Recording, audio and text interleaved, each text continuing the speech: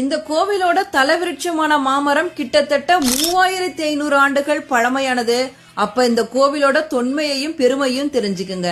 பஞ்சபூத ஸ்தலங்கள்ல நிலத்துக்கான ஸ்தலமான காஞ்சிபுரம் மாவட்டத்தில் இருக்க அருள்மிகு ஏகாம்பரேஸ்வரர் திருக்கோவில் தான் இது. இந்த கோவில்ல வர டிசம்பர் 8ஆம் தேதி கும்பாபிஷேகம் நடக்க இருக்கு.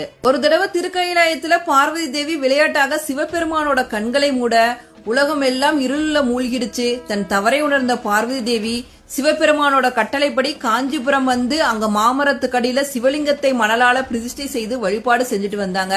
தன்னோட பாவம் நீங்கிறதுக்காக பார்வதி தேவியோட பக்தியை சோதிக்க நினைத்த சிவபெருமான் வெள்ளப்பெருக்கை உண்டாக்கினாரு. இந்த வெள்ளத்தால் மணலால் செய்த சிவலிங்கம் கரைந்து விடுமோ அப்படின்னு பயந்த அம்பாள் சிவலிங்கத்தை இறுக அணைத்து கொண்டாங்க. அதனாலதான் இங்க இருக்க சிவபெருமானுக்கு தழுவ குலைந்த நாதர் அப்படிங்கிற பெயரும் இருக்கு. அம்பாள் பூஜித்த மணலால் செய்த லிங்கம் தான் இந்த கோவிலோட மூலஸ்தானத்துல இருக்கு. அம்பாள் கட்டி அணைத்த தடம் இன்னமும் அந்த லிங்கத்துல இருக்கு. இந்த கோவில இருக்க தலவிருட்சமான 3500 ஆண்டுகள் பழமையான மாமரம் 4 வேதங்களையும் 4 கிளைகளாக கொண்ட ஒரு தெய்வீக மாமரம். எல்லா மரத்திலையும் கனிகள் எல்லாமே ஒரே சுவையில தான் இருக்கும். ஆனா இந்த மாமரத்துல கனிகள் 4 வேதங்களையும் உணர்த்தும் 4 விதமான சுவைகள்ல இருக்கு.